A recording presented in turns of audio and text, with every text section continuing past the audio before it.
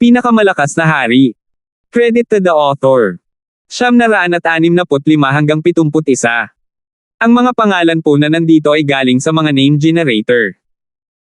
Kaya kung meron man pagkakatulad sa mga pangalan ng totoong tao o lugar, ito ay tunay na hindi sinasadya. Kasabay nito, ang tatlong iba pa na dumating kasama ang taong nakasuot ng itim ay dumiretso sa Heaven's Legacy City sa timog matapos makita ang taong nakasuot ng itim na patungo sa larangan ng digmaan sa pagitan ng 9th at 7th Princes. 13th Prince, nakabalik na kami. Your Highness, mukhang may problema itong taong nakaitim na damit. Talagang makikialam siya sa labanan ng dalawang prinsipe. Ang tatlong tao sa grupo ng taong nakasuot ng itim ay nagsabi sa ika-13 prinsipe tungkol sa mga kakaibang kilos ng taong nakasuot ng itim. 13th Prince, sino ang taong ito? Malungkot ang ekspresyon ng Sacred Lord Black Ink. Kahit siya ay ayaw niyang masaktan ng taong nakaitim na damit na nagpapalabas ng aura ng kamatayan. Hindi mo na kailangang mag-alala tungkol sa kanya. Isang masamang ngiti ang lumitaw sa mukha ng ika-13 prinsipe. Sa lakas ng taong nakasuot ng itim, hindi niya kailangang matakot sa koponan ng 9th Prince, at ang mga numero ay walang silbi laban sa kanya. Ito ang kasunduan sa pagitan ng taong nakasuot ng itim at ng ika-13 prinsipe. Hindi hihigpitan ng huli ang kalayaan ng una pagkatapos makapasok sa Imperial Tombs at tutulong na patayin si Francis para sa kanya. Sa sandaling ito, sa labas ng lungsod ng 7th Prince, ang orihinal na matinding labanan ay agad na nawala. Ang layunin ng kamatayan na ipinalalabas nitong taong nakasuot ng itim ay lubhang nakamamatay sa mga hayop sa ibaba. Pwede ko bang malaman kung sino ka? Boses ng scholar. Ang pakiramdam na ibinigay sa kanya ng taong nakasuot ng itim na ito ay lubhang kakaiba at kakilakilabot. Hindi maganda para sa iyo na pumasok sa larangan ng digmaan ng ganito. Isang quasi-sacred lord na kakakilos pa lang ay may malungkot na ekspresyon. Huwag mong isipin na hindi ka namin sasalakayin dahil lang sa galing ka sa pangkat ng 13th Prince. Umungol si Lawrence. Ang layunin ng kamatayan na nagmumula sa taong ito na nakasuot ng itim ay nakamamatay sa mga hayop na kinokontrol niya. Agad ding huminto ang team ng 9th Prince. Nasaksihan nila ang kanyang lakas sa mga laban para sa mga posisyon.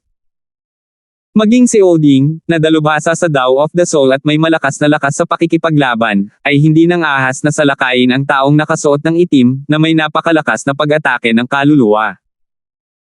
Walang sino man sa kanila ang nang-ahas na gumawa ng anumang padalos-dalos sa taong nakaitim na damit bago nila malaman kung ano ang nangyayari. Francis, hindi ko inaasahan na buhay ka pa. Ang taong nakaitim na damit ay ganap na hindi pinansin ang lahat mula sa pangkat ng 7th Prince at tumingin kay Francis. Ikaw ay... Ang ekspresyon ni Francis ay pangit, at ang layunin ng pagpatay ay lumitaw sa kanyang mga mata. Naramdaman niya noong una na pamilyar ang aura ng taong nakaitim na ito, at kinokontrol din niya ang mga batas ng kamatayan. Ang unang mga salitang sinabi sa kanya ng taong nakaitim na ito ay, hindi ko inaasahan na buhay ka pa. Naiisip lamang ni Francis ang taong nagpilit sa kanya na magsimulang muling magtanim ang Emperor of Death. Pero imposible iyon. Binayaran ng Emperor of Death ang presyo ng kamatayan para gamitin ang cursed words of death kay Francis. Dahil matagumpay na na-activate ang cursed words of death, paano pa kaya ang Emperor of Death na buhay pa?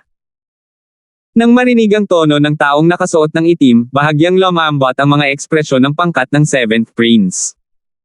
Sa hitsura nito, ang taong nakasuot ng itim ay narito para kay Francis. Kahit na miyembro siya ng pangkat ng 13th Prince, hindi na iyon mahalaga. Ang mga batas ng kamatayan ng taong nakasuot ng itim ay lubhang nakamamatay laban sa mga nilalang na may mababang kultibasyon. Kung ang taong nakasuot ng itim ay handang tumulong sa kanila, hindi na nila kailangang matakot sa beast horde ni Francis. Side of Death. Isang undulation ng Death Soul na kapangyarihan ang lumitaw sa paligid ng taong nakasuot ng itim, at isang side na napapalibutan ng itim na ambon ang lumitaw sa kanyang kamay. Tila may kakayahan itong hatiin ang lahat ng kamatayan at yin yuan chi sa langit at lupa. Sa sandaling lumitaw ang side ng kamatayan, isang malakas na kaguluhan ng kaluluwa ang pinakawalan, at ito ay nagpanginig sa kaluluwa ng lahat. Napakalakas ng layunin ng kamatayan at kaluluwa. Bulalas ng Sacred Lord Sharp Edge. Hindi pa siya nakakita ng sino mang may ganoong kalakas na layunin ng kamatayan. Hindi maganda. Naging malungkot ang ekspresyon ni Francis. Ikinumpas niya ang kanyang kaliwang kamay at agad na inilagay ang lahat ng mga hayop sa Misty Spatial World. Ikinaway ng taong nakasuot ng itim ang Side of Death at nilaslas ito kay Francis. Isang itim na crescent moon na gawa sa condensed death soul power at isang hangin yin ang agad na bumaril sa kanya.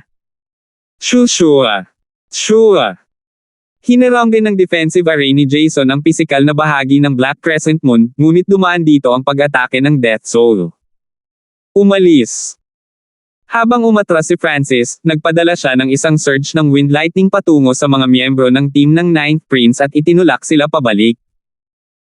Ang Side of Death ng taong nakasuot ng itim ay nag-iwan ng itim na bangin sa lupa nang tumama ito, na sinira ang puwersa ng buhay ng mga kalapit na halaman. Si Francis at ang iba pang miyembro ng pangkat ng Ninth Prince ay nagawang iwasan ang Side of Death. Pagkatapos ng lahat, si Francis ay lubos na pamilyar sa pag-ataking ito. Gayunpaman, si Lawrence ay hindi gaanong pinalad. Ang Side of Death ng taong nakasuot ng itim ay may napakalawak na saklaw, at bahagi ng pag-atake ay damapo sa kanyang Beast Horde. Ilang dosenang king level na hayop ang sinipsip ng kanilang life force at kaluluwa, na agad silang pinatay. Ikaw. Ano ang ibig sabihin nito?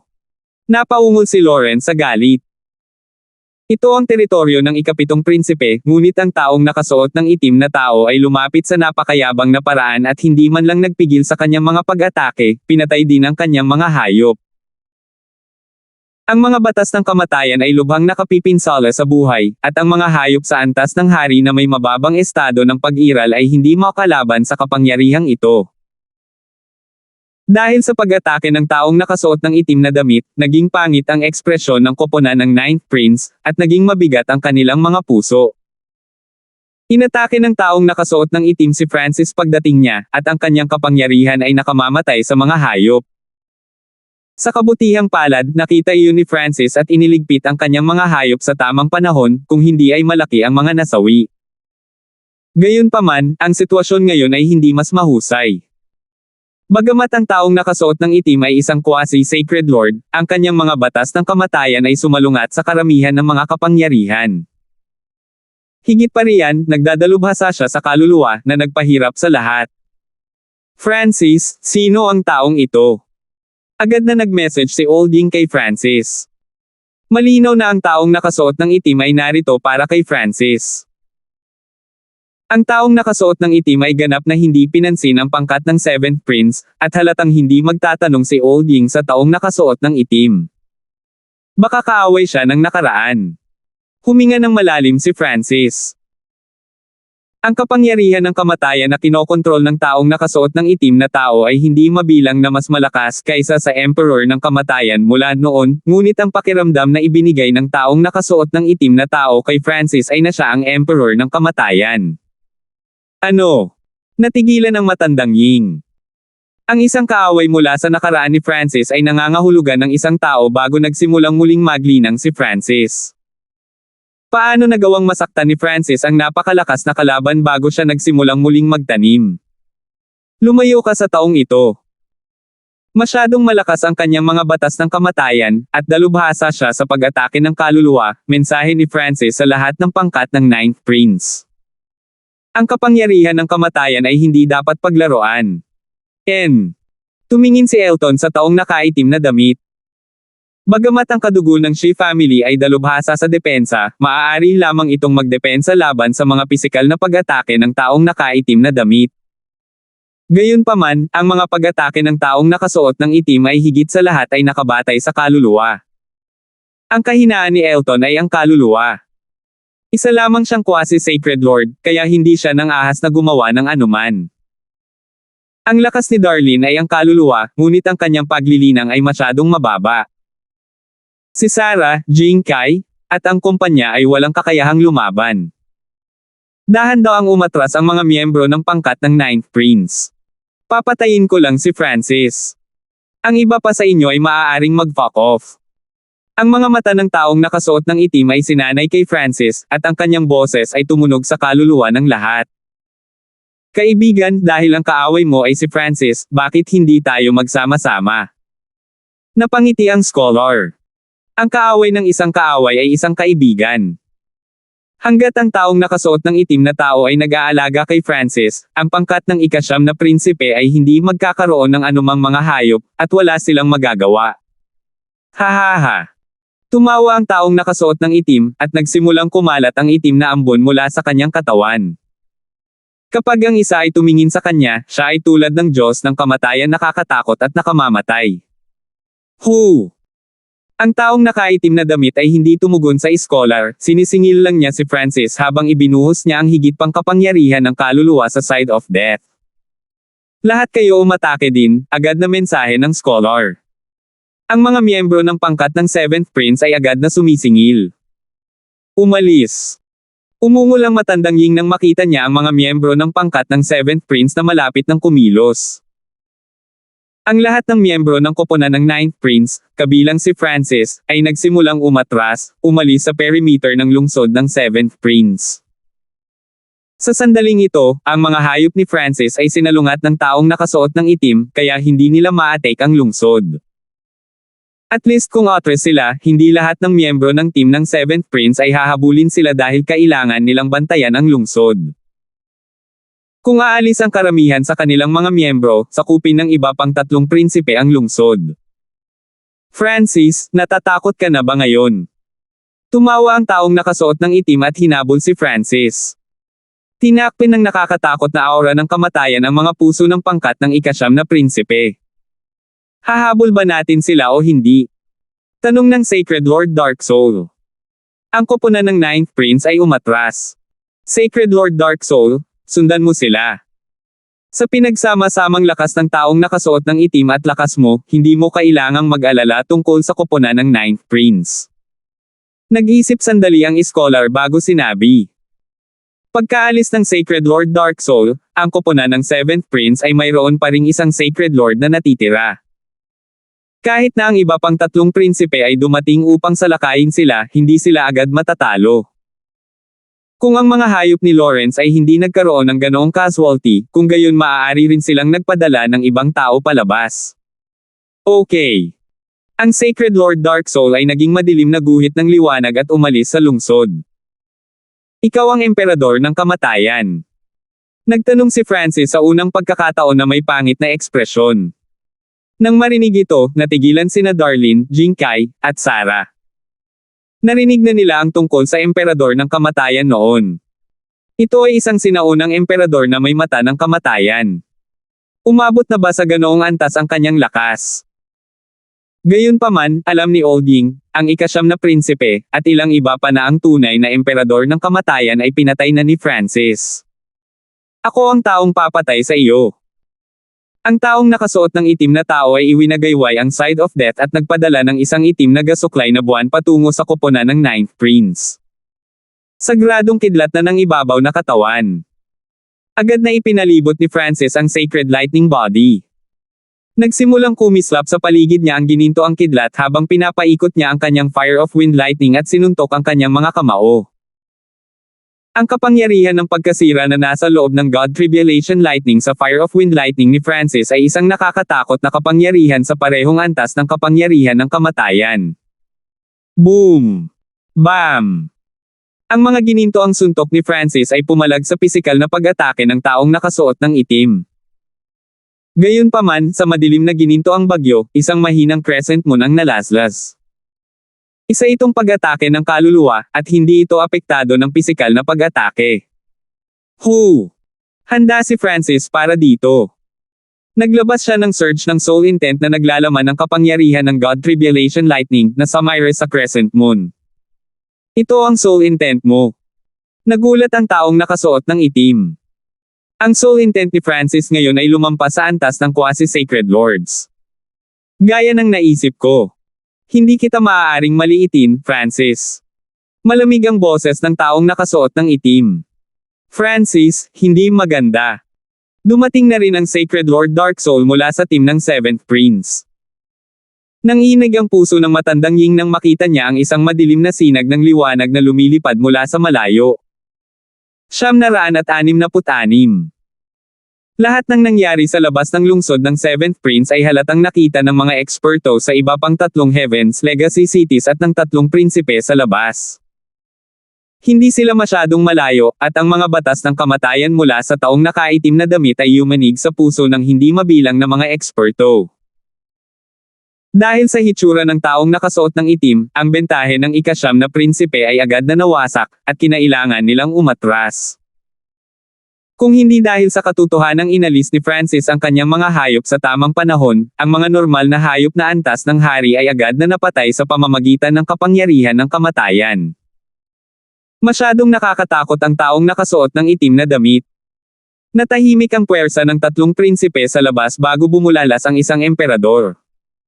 Masisisi mo lang na napakaraming kalaban ni Francis. Nagsimulang matuwa si Ruyan.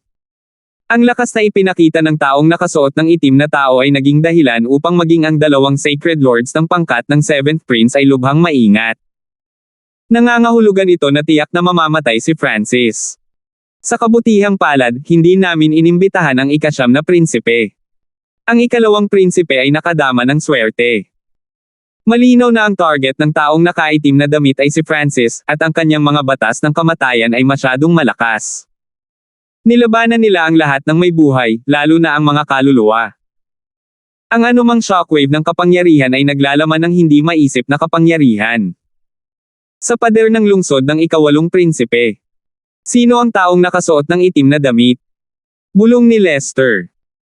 Maging ang mga Sacred Lord ay hindi nang ahas na maging mayabang laban sa taong nakasuot ng itim na kumokontrol sa mga batas ng kamatayan.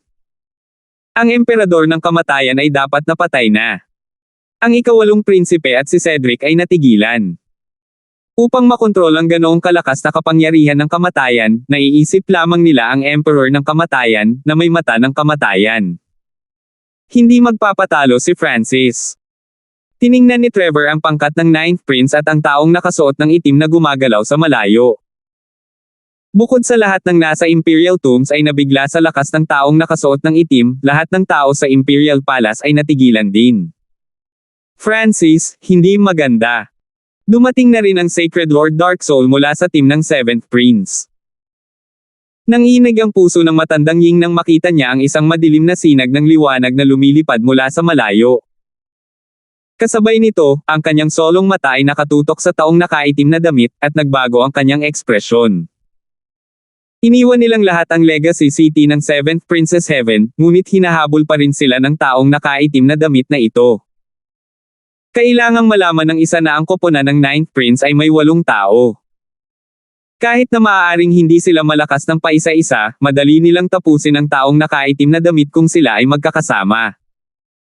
Gayunpaman, ang taong nakasuot ng itim ay mukhang hindi siya natatakot, at ganap niyang hindi pinansin ang lahat maliban kay Francis.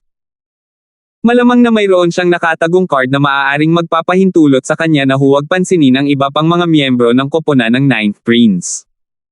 Isang pares ng Scarlet Wings of Lightning ang kumalat sa likod ni Francis. Whoosh! Si Francis ay naging isang bahid ng iskarlate na kidlat at humiwalay mula sa pangkat ng ika-9 na prinsipe, na lumipat ng ilang milya ang layo. Kasabay nito, ang boses ni Francis ay tumunog sa isipan ng mga miyembro ng koponan ng 9th Prince, iiwan ko sa iyo ang Sacred Lord Dark Soul. Okay. Sumangayon ang 9th Prince at ang kanyang pangkat. Mula sa kanilang pananaw, ang taong nakasuot ng itim ay mas malakas pa sa Sacred Lord Dark Soul, lalo na't kontrolado niya ang kapangyarihan ng kamatayan at wala silang laban dito. Alam ni Olding kung ano ang ibig sabihin ni Francis. Hindi nila maaaring hayaan ang taong nakaitim na damit at ang Sacred Lord Dark Soul na magsama. Sapat na silang 7 para pigilan si Sacred Lord Dark Soul. Umaasa lang sila na walang aksidenteng mangyayari kay Francis. Death Instant Shadow. Ang taong nakasuot ng itim ay naging madilim na sinag ng liwanag at mabilis na sumunod kay Francis. Francis, hindi ka makakatakas. Ang malagim na boses ng taong nakasuot ng itim ay parang mga uod na nakadikit sa buto ng isa habang tumutunog ito sa likod ni Francis. Mabigat ang pakiramdam ng puso ni Francis. Ang Death Instant Shadow ay isang teknik na ginamit din ng Emperor of Death noong nakaraan, ngunit ang paglilinang ng taong nakasuot ng itim na tao ay umabot sa quasi-sacred lord level, at ang kanyang mga batas ng kamatayan ay mas malakas pa. Hindi makakatakas si Francis kahit na ginamit niya ang Lightning Wing Spatial Flash. Sinong nagsabing tatakas ako? Iniwan lamang ni Francis ang grupo ng Ninth Prince upang ang taong nakasuot ng itim at ang Sacred Lord Dark Soul ay hindi makapagtambal. Higit pa rito, papatayin niya ang taong nakaitim na damit kahit ano pa ang tunay niyang pagkatao. Biglang huminto si Francis at tumingin sa taong nakasuot ng itim na may nagninangas na mga mata. Katulad ng nakaraan. Hindi mo alam kung ano ang buhay at kamatayan. Malamig na tumawa ang taong nakasuot ng itim habang tinatakpan ng kanyang intent of death si Francis. Boom! Ang bloodline ng Blood Devil Son sa loob ng katawan ni Francis ay nagsimulang mag-apoy, at isang malasalaming apoy ang tumakip sa kanyang katawan. Kasabay nito, isang nakakatakot na pag-agos ng apoy ang sumunog sa layunin ng kamatayan sa malapit. Boom! Si Francis ay naging bola ng apoy at kidlat at bumaril patungo sa taong nakaitim na damit. Una niyang nalaman ang totoong mukha nitong taong nakaitim na damit. Sa ngayon, hinuhulaan lang niya na siya ang emperador ng kamatayan. Oh! Mukhang nakakuha ka ng dissenting bloodline, sabi ng nakaitim na damit. Ang perpektong Blood Devil Son bloodline ay nireranggo sa top 10 sa Imperial Dao bloodlines at halatang nararamdaman ito ng taong nakasuot ng itim, ngunit kumilos siya na parang wala pa rin siyang pakialam. Ding! Bam! Si Francis, na napapalibutan ng eskarlato pulang kidlat, ay nakipagsagupaan sa side of death ng taong nakasuot ng itim. Ang perpektong bloodline ng Blood Devil Son ay agad na nagpasiklab sa taong nakasuot ng itim, ngunit ang pulang apoy ay agad na naapula sa pamamagitan ng pagdagsa ng death intent. Ang layunin ng kamatayan ay pinatay ang lahat. Kahit na ang malalakas na apoy ay mamamatay din. Nakatutok ang mga mata ni Francis. Siya ay inaasahan na ito. Kung ang kanyang Sacred Lightning Body ay umabot sa ika-6 na antas, ang epekto ng pag-aapoy ng perpektong Blood Devil Son bloodline ay malamang na hindi na matutugunan. Gayunpaman, labis na nagulat si Francis sa isang punto ang lifesteal effect ng bloodline ng Blood Devil Son ay mukhang hindi masyadong gumana. Sa isang iglap ngayon, ang perpektong Blood Devil Son bloodline ni Francis ay hindi nakakakuha ng anumang essence ng dugo mula sa katawan ng taong nakasuot ng itim. Isang bahagi lamang ng kanyang Yuan Qi ang naabsorb. Nang masyadong malapit si Francis sa taong nakasuot ng itim, ang puwersa ng buhay sa loob ng kanyang katawan ay nabura ng layunin ng kamatayan. Napakalakas ng katawan. At itong kapangyarihan ng kidlat. Bahagyang nagulat ang taong nakasuot ng itim. Ang kapangyarihan ng kidlat na ito ay tila kaya nitong labanan ang kanyang layunin ng kamatayan. Malamig na ngumisi si Francis at inikat ang kanyang Sacred Lightning Body. Kasabay nito, ganap niyang pinakawalan ang kanyang perpektong Blood Devil Son bloodline at naglabas ng isang eskarlata na kamao ng kidlat. Si Francis ay hindi pipi. Bakit siya makikipag-away sa taong nakaitim na nakasuot ng ulo ng kontrolado niya ang layunin ng kamatayan? Pinagsama niya ang napakaraming sinaunang kidlat mula sa Ancient Dream Realm sa kanyang Sacred Lightning Body, at ang sinaunang kidlat na ito ay nagawang lumaban-laban sa layunin ng kamatayan sa isang tiyak na antas. Gayunpaman, nararamdaman pa rin ni Francis ang puwersa ng buhay sa loob ng kanyang katawan na nagsimulang maglaho. Mula dito, makikita ng isa kung gaano kakilakilabot ang layunin ng kamatayan. Francis, mamamatay ka ngayon. Ang hindi mabilang na mga pamamaraan ni Francis ay tila nakapagpaalala ng isang bagay sa taong nakasuot ng itim, at siya ay nagalit sa galit. Ang layunin ng kamatayan ay nagsimulang bumuo ng isang larangan ng kadiliman. Death Force Field. Ang kapangyarihan ng kamatayan sa loob ng field ay parang itim na tinta habang pinapatay nito ang lahat ng life force sa loob nito. Maging ang Heaven Earth Yuan Qi ay pilit na hinihigop. Sa sandaling lumitaw ang Death Force Field, naramdaman ni Francis na mas mabilis na umaagos ang kanyang life force. Boom! Bang! Pinaghigpitin ng Death Force Field ang paglabas ng perpektong Blood Devil Son bloodline ni Francis, at nagpakawala ito ng alon ng pagtanggi. Si Francis ay may pangit na ekspresyon. Ang Death Force Field ay isa ring lihim na pamamaraan ng Emperor of Death. Ginamit ni Francis ang Scarlet Wings of Lightning para umatras. Dumating ang isang surge ng nakakatakot na death intent kung saan nakatayo lang si Francis, nilalamon ang lugar. Francis, mamatay ka. Ang mas malakas na layunin ng kamatayan ay lumitaw sa paligid ng katawan ng taong nakasuot ng itim na parang mga masasamang multo na lumulutang sa hangin. Lahat ng life force at Yuan Chi sa loob ng ilang milya ay nilamon at pumasok sa side of death ng taong nakasuot ng itim. Nagsalubong ang mga kilay ni Francis habang pinapanatili niya ang kanyang distansya mula sa taong nakaitim na damit. Ang life force sa loob ng katawan ni Francis ay nagsimulang maglaho ng mas mabilis na humarap sa napakalakas na layunin ng kamatayan. Kung hindi dahil sa katotohanan na nag-evolve ang kaliwang mata ni Francis at mayroon na siyang God Tribulation Lightning Soul Body, kahit na ang kanyang kaluluwa ay maaaring nalanto laban sa kapangyarihang ito. Sa puntong ito, ang kapangyarihan na ipinapakita ng taong nakasuot ng itim ay madaling nalampasan ang mga normal na Sacred Lords, at sinalungat nito ang kaluluwa. Kahit si Sacred Lord Sharpedge ay hindi nang ahas na lumapit. Boom! Hu! Ang taong nakasuot ng itim na damit ay naglaslas pasulong gamit ang side of death, at isang itim na gasuklay na buwan na ilang dosenang yarda ang haba na dumaan patungo kay Francis. Ang ekspresyon ni Francis ay nanatiling pareho bilang isang sinaunang at mapanglo na magulong kapangyarihan ng kidlat na nagmula sa kanya at sumanib sa hangin. Ito ang unang pagkakataon na ginamit niya ang kanyang munting mundo para lumaban. Isang munting mundo na maaaring sumanib sa sinaunang sukat na ito. Bahagyang nagulat ang taong nakasuot ng itim. Kailangang malaman ng isa na kahit ang kanyang munting mundo ay hindi nagawang sumanib sa dimensyong ito. Sa karamihan, maaari lamang niya itong gamitin na protektahan ang kanyang sarili. Nagkaroon ito ng parehong epekto sa Death Force Field. Ang kapangyarihan ng taong nakasuot ng itim ay bahagyang pinigilan ng munting mundo ng Wind Lightning ni Francis. Hu!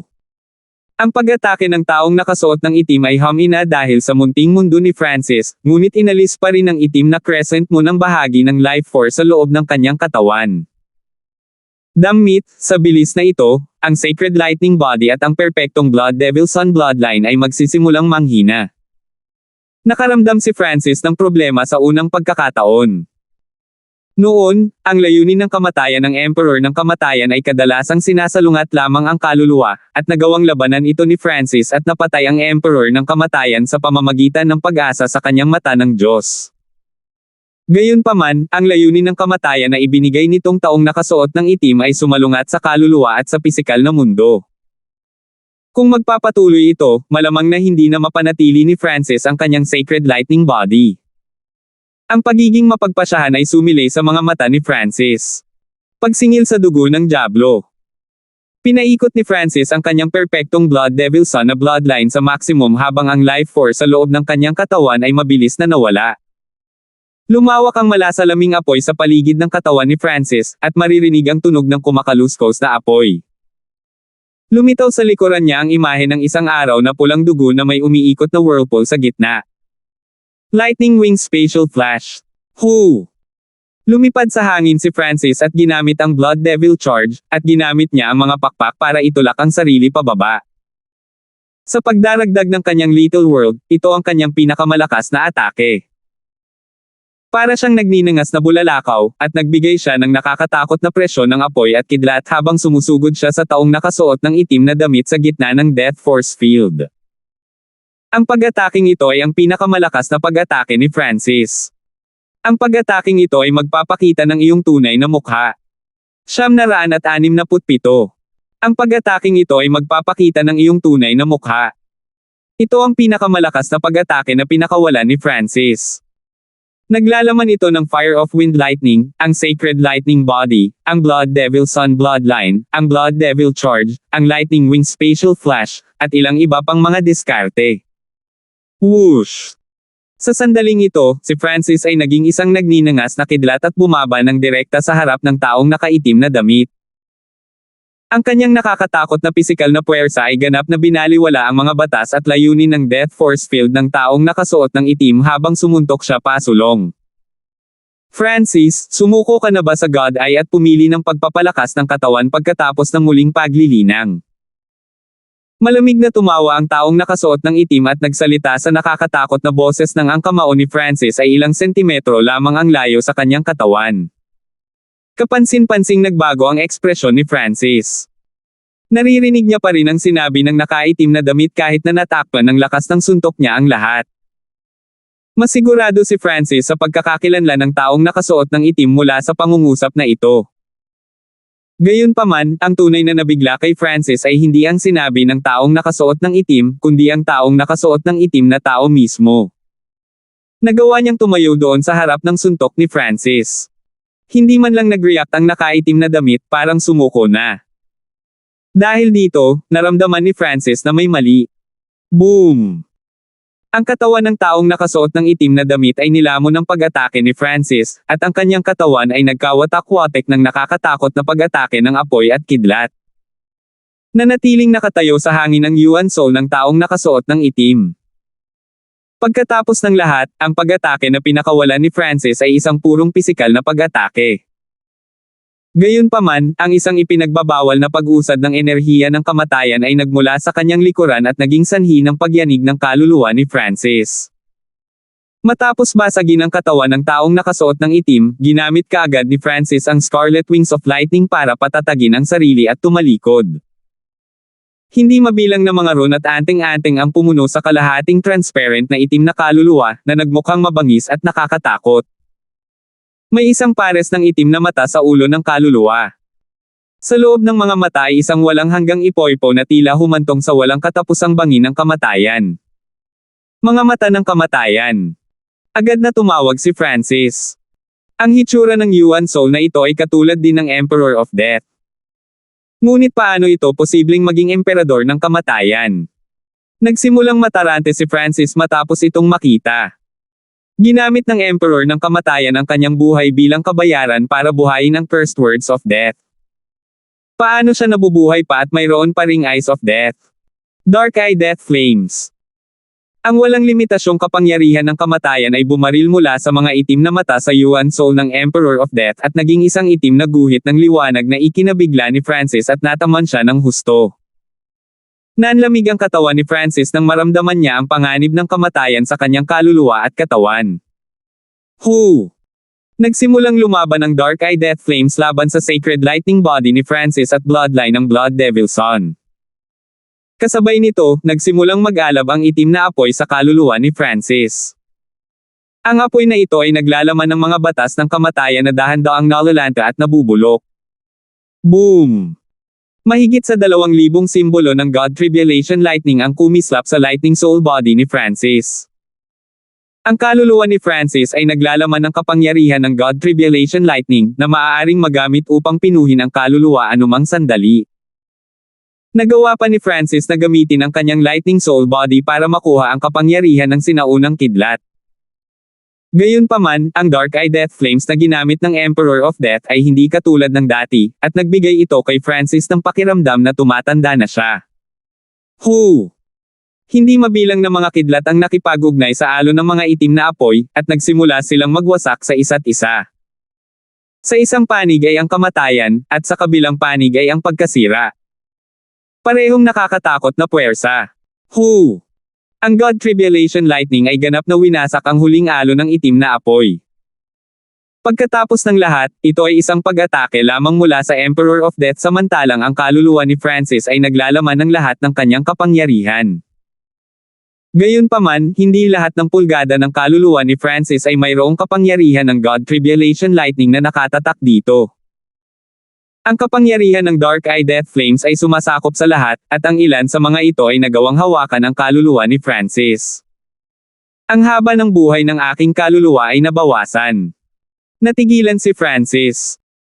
Ang pamamaraan ng kaluluwa ng Emperor of Death ay nawasak ng kanyang God Tribulation Lightning, ngunit nagawa pa rin ng mga batas ng kamatayan na hawakan ang kanyang Lightning Soul Body. Kailangang malaman ng isa na ang kaluluwa ni Francis ay umabot na sa antas ng isang sagradong Panginoon. Kung mas malakas ang kaluluwa ng isang tao, mas nababanat ito laban sa mga pag-atake ng kaluluwa. Ang katatagan ni Francis ay nalampasan ang mga Sacred Lord sa simula ng yugto na nagdadalubhasa sa kaluluwa. Nangangahulugan ito na, kung ito ay isang normal na Sacred Lord na kumukuha sa pag-atake ng Emperor of Death sa halip na kay Francis, ang buhay ng kanilang kaluluwa ay bababa ng hindi bababa sa 1,000 taon, depende sa kanilang lakas ng kaluluwa. Ang tipak ng itim na apoy na dumapo sa katawan ni Francis ay ninakaw din ang bahagi ng kanyang life force. Ang iyong kaluluwa. Hindi lang si Francis ang natigilan. Ang Emperor of Death ay nagpahayag din ng isang gulat na ekspresyon. Mula nang magsimula ang labanan, gumamit lamang si Francis ng mga pisikal na pag-atake. Naisip nito ang Emperor of Death na ang paglaki ng soul intent ni Francis ay mabagal pagkatapos niyang kumuha ng ibang katawan. Gayunpaman, kahit na pagkatapos gamitin ang kanyang mga bagong batas ng kamatayan na natutunan niya, ang ipinagbabawal na ay bloodline technique ng Emperor of Death ay hinarang pa rin ni Francis. Nangangahulugan ito na ang soul intent ni Francis ay katumbas ng kanyang sarili. Parehong nakarating sa antas ng Sacred Lords. Mukhang minaliit na naman kita. Hindi ka pa nga Emperor, pero mayroon ka ng soul intent ng isang tao sa mga unang yugto ng Mystic Light Realm. Gaya ng inaasahan ng may-ari ng isang God Eye. Ang Yuan Soul ng Emperor of Death ay nagpakawala ng malamig na tawa sa halip na makaramdam ng panghihinayang. Emperor of Death, paano ka pa nabubuhay? Tinitigan ni Francis ang Yuan Soul ng Emperor of Death at nagtanong. Who? Ang hindi mabilang na itim na mga particle ng alikabok sa paligid ng Emperor of Death ay nagsimulang magtipon at bumuo ng balat, laman, at mga buto. Sa dulo ay isang ganap na itim na damit na katawan, na pagkatapos ay tumakip sa Yuan Soul ng Emperor of Death. Ito ay nakita ng kaliwang mata ni Francis na ang alikabok at mga bahagi ng katawan na nawasak niya ay bumalik sa kanilang orihinal na anyo, na para bang ang oras ay umatras. Sa sandaling ito, naramdaman ni Francis ang isang hindi mailarawan, nakakatakot, at hindi mapaglabanan na layunin mula sa nakaitim na damit na katawan. Ang kapangyarihang ito ay katulad ng oras, kamatayan, at pagkasira. Ito ay isa sa mga tunay na layunin ng langit at lupa. Sinong nagsabi na buhay ako? Ang Emperor of Death ay hindi sumagot sa tanong ni Francis at nagpahayag ng isang mapagmataas na ekspresyon. Gusto niyang makita ang pagkabigla at gulat na ipinahayag ni Francis. Gustong sampi ni Francis matapos marinig ang tugon ng Emperor of Death, ngunit wala siyang sinabi. Ang lahat ng atensyon niya ay nasa katawan ng Emperor of Death. Ang katawan ng Emperor ng kamatayan ay lubhang kakaiba. Mas malakas pa ito kaysa sa katawang kamatayan na walang kamatayan. Ito ay umabot sa isang hindi makapaniwalang antas. Ang immortal death body ay may hindi namamatay na katangian.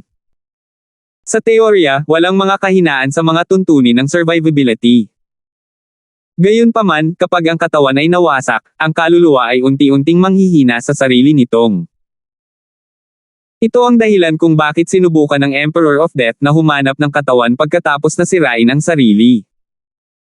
Gayunpaman, kahit na matapos na masira sa panghuling pag-atake ni Francis, ang katawan ng Emperor of Death ay naka-recover lang na parang walang nangyari. Hindi pa nakarinig si Francis ng isang immortal at walang kamatayang katawang tulad nito. Nangangahulugan ito na, kung gusto ni Francis na patayin ang Emperor of Death, kailangan niyang patayin ang kaluluwa ng Emperor of Death dahil ang kanyang katawan ay makakabawi lamang sa orihinal nitong estado kahit na ito ay putol-putol. Biglang may naalala si Francis ang first words of death. Kung papatayin niya muli ang Emperor of Death, ay activate ba niya muli ang first words of death kay Francis? Nagsimulang maging maingat si Francis at ang kanyang tingin ay nagpabalik-balik. Hindi.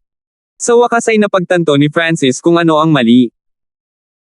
Kung magagamit ng Emperor of Death ang first words of death ng higit sa isang beses, hindi sana siya pinatay at pinilit na muling magtanim ng maraming beses sa nakaraan.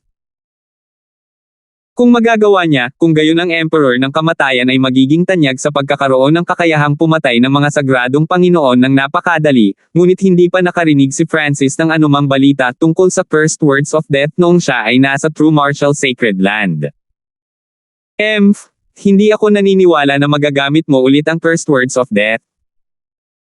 Ang puso ni Francis ay kasing linaw ng salamin, at inalis niya ang lahat ng takot sa first words of death. Hindi mahalaga kung buhay ka o hindi. Papatayin na lang kita ulit o mamamatay na sinusubukan. Malinaw ang kaluluwa ni Francis, at ang kapangyarihan ng kanyang kaluluwa ay naging dalisay at mas malakas. Ang kanyang paghahangad ay hindi nagbabago. Nang marinig ang sinabi ni Francis, ang mga mata ng Emperor of Death ay naging bigo at walang magawa, ngunit agad itong napalitan ng walang limitasyong galit at puot. Francis, sinabi ko sa iyo na ipapalimos ko sa iyo ang kamatayan para sa kawalang hanggan. Ang Emperor of Death ay umungal sa galit. Alab ng wind lightning eye. Inikat ni Francis ang kanyang soul intent, at ang kanyang kaliwang mata ay kumislap na may malabong gininto ang kulay. Kasabay nito, ibinuhos niya ang kapangyarihan ng kanyang kaluluwa sa kanyang kaliwang mata. Isang nakamamanghang apoy na napapalibutan ng purple and gold na liwanag ang agad na bumaril mula sa kaliwang mata ni Francis. Ang mahinang kislap ng God Tribulation Lightning ay makikita sa ginto at purple glow. Bakit tatayo na lang si Francis at hindi mag-counterattack pagkatapos matamaan ng Emperor of Death's Dark Eye Death Flames? Whoosh! Isang bola ng transparent na ginto at purple na kidlat apoy na may aura ng pagkasira ang dumapo sa mukha ng Emperor of Death. Dahil ang soul intent ni Francis ay umabot na sa level ng Sacred Lords at gumagamit siya ng Sacred Eye Bloodline Technique na naglalaman ng kapangyarihan ng God Tribulation Lightning, maaari niyang banta ang mga kaluluwa ng mga Sacred Lords sa unang yugto. Ito ang kauna-unahang Francis na gumamit ng kanyang mga diskarte sa Eye Bloodline ng buong lakas pagkatapos makapasok sa Imperial Tombs. Lahat ng nakilala niya sa ngayon ay masyadong mahina o hindi na kailangang patayin. Arg! Ang Emperor of Death ay sumigaw habang ang ginto at purple na kidlat apoy at ang kapangyarihan ng God Tribulation Lightning ay nanalasa sa kanyang katawan. Kasabay nito, ang kaluluwa ng Emperor ng kamatayan na puno ng mga misteryosong marka at simbolo ay binomba ng hindi mabilang na apoy ng kidlat. Nawala ni Francis ang bahagi ng kanyang life force at ang kanyang lifespan ng kaluluwa sa mga batas ng kamatayan ng Emperor of Death. Gayunpaman, nagdulot din si Francis ng hindi na mababawi na pinsala sa kaluluwa ng Emperor of Death. Huhu! Ang katawan ng Emperor ng kamatayan ay nawasak sa pamamagitan ng kapangyarihan ng apoy at kidlat, ngunit hindi nagtagal ay nagsimula itong gumaling muli. Gayunpaman, sa pagkakataong ito, nakita ni Francis na may ilang mga marka ng paso sa itim na damit ng Emperor of Death. Isang liwanag ang sumilay sa mga mata ni Francis. Gaya ng naisip ko, ang kapangyarihan ng God Tribulation Lightning ay epektibo pa rin laban sa iyo. Francis, masyado kang napuno ng sarili mo. Ipapakita ko sa iyo ang isang bagong intent of death at ang pinakahuling diskarte sa Eye Bloodline ng kamatayan. Ang mga itim na mata ng Emperor ng kamatayan ay kumislap sa puot. Gayunpaman, nakikita lang niya ang eksena ni Francis na namamatay sa kanyang ultimate Eye Bloodline techniques ng kamatayan. Habang naglalaban sina Francis at ang Emperor of Death, lumitaw sa di kalayuan ang mga figure ni Old Ying at Elton. Napuno ng pagkabigla ang matandang Ying nang makita niyang gumagaling ang katawan ng nakaitim na damit matapos wasakin ng husto. Ang kanyang ekspresyon ay kapansin-pansing nagbago at agad siyang sumigaw, "Francis, mag-ingat." Ang Emperor ng kamatayan ay mayroon na ngayong samsara na walang kamatayan. 968. Hindi ko akalain na may isang tao dito na makakakilala sa samsara immortal body. Sinulyapan ng Emperor of Death si Old Ying sa malayo bago tuluyang hindi pinansin. Samsara immortal body. Bulalas ni Francis bago nagsimulang mag-isip. Sa sandaling sirain niya ang katawan ng Emperor of Death, napagtanto niya na hindi ito ang orihinal na katawan ng Emperor of Death. Ang mahiwagang kapangyarihan mula sa katawan na may itim na damit ay nagpaisip kay Francis tungkol sa Eight Great God Eyes. Tanging ang kaluluwa ng emperador ng kamatayan ang nabuhay muli. Mata ni Samsara. Sa ebidensyang ito at sa mga salita ni Old Ying, naiisip lamang ni Francis ang kakaibang mata na ito sa mga inapo ng Eight Great God Eyes. Hindi siya masyadong sigurado sa mga kakayahan ng Eye of Samsara, ngunit sigurado si Francis na ang immortal at walang kamatayang katawan ng Emperor of Death ay may kaugnayan sa Eye of Samsara. Ang Emperor of Death ay natigil sa Void God Realm sa loob ng ilang libong taon. Kahit na siya ay isinilang na muli o ano paman, si Francis ay hindi naniniwala na ang Emperor of Death ay maaaring biglang maging isang quasi-sacred lord pagkatapos lamang ng ilang taon. Francis, ikaw ang gumawa sa akin ng ganito. Matapos maihayag ang kanyang tunay na pagkakakilanlan, ang Emperor ng Kamatayan ay nagpakawala ng galit na dagindong, at ang kapangyarihan ng kamatayan ay nagmula sa kanyang katawan. Hindi ko ginustong maging ganito ka. Gusto ko lang mamatay ka. Malamig na tiningnan ni Francis ang Emperor of Death. Iyon talaga ang gusto niya. Gayunpaman, nakakaramdam si Francis ng sakit sa mga salita ng Emperor of Death. Bakit magkakaroon ng sakit kung siya ay sapat na mapalad na mabuhay muli at makakuha ng isang quasi-sacred lord level na immortal na katawan? Hindi maisip ni Francis ang presyo na kailangang bayaran ng Emperor of Death para mabuhay muli. Ang presyong ito ay malamang na mas masakit kaysa sa kamatayan. Naniniwala si Francis na kailangan ang presyo para makakuha ng kapangyarihan. Ang isang halimbawa ay si Nan Gongsheng ay nakakuha ng kapangyarihan ng Evil God. Kung ang kanyang puso at isip ay hindi sapat na malakas, maaaring siya ay na demonyo na nangangahulugan ng pagkamatay ng tunay na Nan Gongsheng. Tumingin si Francis sa Emperor of Death. Kung kaya niyang patayin ang Emperor ng Kamatayan ng isang beses, maaari niya itong patayin muli. Alab ng Wind Lightning Eye. Inactivate ni Francis ang kanyang kaliwang mata at ginamit muli ang Wind Lightning Eye Flame. Ito ang Eye Bloodline technique na may pinakamalaking epekto sa Emperor of Death. Ang kapangyarihan ng God Tribulation Lightning na nilalaman nito ay epektibo laban sa katawan at kaluluwa ng Emperor of Death. Arg! Francis, walang kwenta. Napaungol ang Emperor of Death habang dinadala niya ang pag-atake ni Francis. Hindi lang ang aking katawan ang walang kamatayan pati na rin ang aking kaluluwa. Umalangaw-ngaw ang malamig na tawa ng Emperor of Death. Tumalo ng puso ni Francis at nagsalubong ang kanyang mga kilay, ngunit hindi siya tumugon sa Emperor of Death. Hindi pa nakakabawi ang mga marka ng paso sa itim na damit ng Emperor of Death. Nararamdaman din niya na ang pinsala sa kaluluwa ng Emperor ng Kamatayan ay hindi pa rin nakakabawi. Bakit sasabihin ng Emperador ng Kamatayan na ang kanyang kaluluwa ay immortal din? Paano ito naging posible? Ito ay lubos na katawa-tawa. Francis, ang kaluluwa ng sinumang may samsara immortal body ay talagang immortal, ang boses ni Old Ying ay umalangaw-ngaw mula sa malayo. Muntik nang matamba si Francis. Maging si Old Ying ay nagsabi rin yan. Paano ito naging posible? Kahit na sirain mo ang kanyang kaluluwa ngayon, ang Emperador ng Kamatayan ay magagawa pa ring gumapang palabas mula sa samsara ng kamatayan. Nanginginig ang boses ng Matandang Ying habang nakatingin sa Emperor of Death. Matandang Ying. Sigurado ka bang tama ang iyong naalala? Paano ito posible? Hindi makapaniwala si Elton, at nanginginig ang kanyang katawan nang tumingin siya sa Emperor of Death. Parehong immortal ang katawan at kaluluwa. Paano naging posible iyon? Ito ba ang kakayahan ng mata ni Samsara? Iyon ay magiging masyadong hindi ka panipaniwala. Elton, mali ang pagkakaintindi mo. Bumantong hininga si Old Ying bago malungkot na tumingin sa Emperor of Death. Ang kaluluwa ng isang tao na nakapasok sa samsara ng kamatayan ay hindi kailanman maaaring muling magkatawang tao. Hindi sila maaaring mamatay kahit na gusto nila. Ang magagawa lang nila ay maglakbay sa mga hangganan ng samsara. Ang katawan na kasalukuyang mayroon ng Emperador ng Kamatayan ay nilikha ng mata ni Samsara.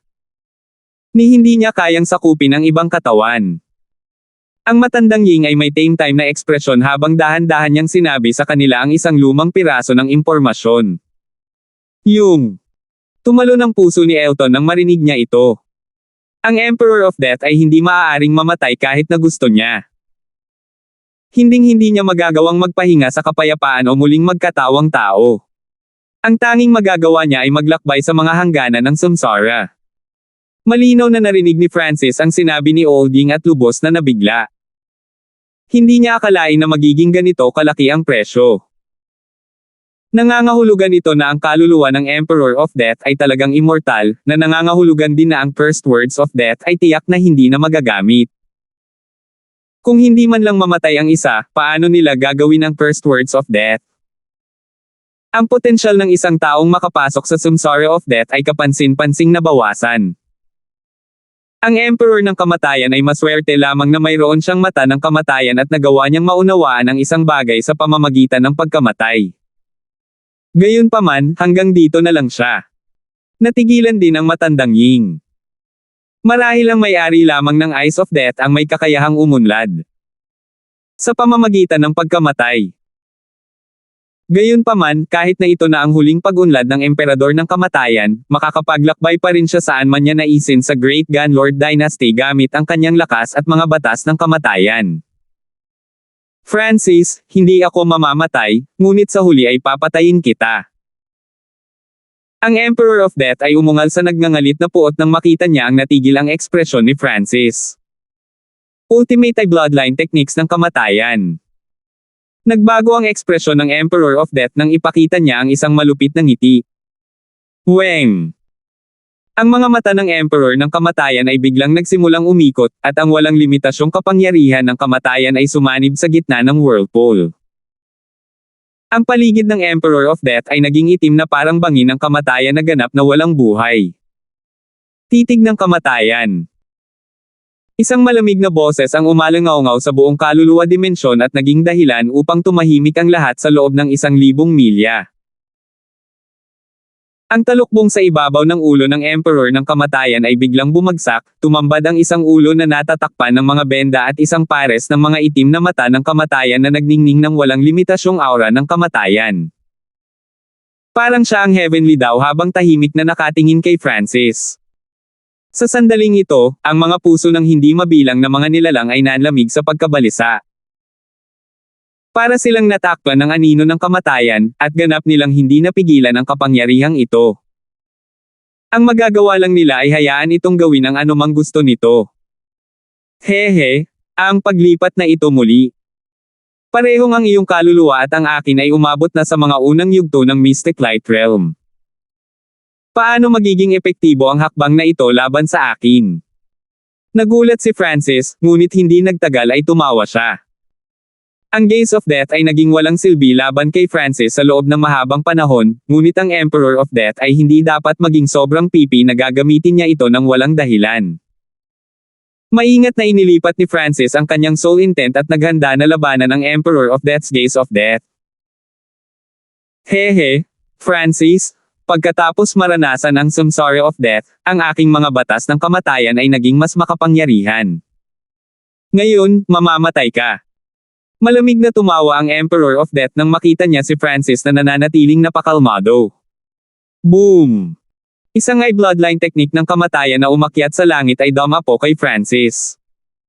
Ang walang hangganan na layunin ng kamatayan ang gumagapo sa katawan at kaluluwa ni Francis. Nanigas si Francis, at nanlamig ang kanyang puso. Hindi ito ang pagtingin ng kamatayan. Nagulat si Francis. Ang titig ng kamatayan na ginamit ngayon ng Emperador ng Kamatayan ay ganap na naiiba sa dati.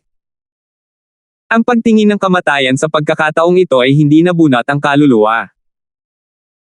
Sa halip, tuloy-tuloy lang ang pagguho nito at ninakaw ang life force sa kanyang katawan at ang habang buhay ng kanyang kaluluwa. Ang lahat ng buhay sa loob ng 1,000 milya ay naapektuhan ng Emperor of Death's Gaze of Death, at ang kanilang life force ay dahan-daang nawala. Ang mga bulaklak ay nalanta, at ang mga hayop ay naging tambak ng mga buto. Maging ang mga bato ay tila naagnas ng panahon hanggang sa naging alabok sa hangin. Ang buong mundo ay tila naging mundo ng kamatayan. Walang mananatili sa dulo. Ano ito?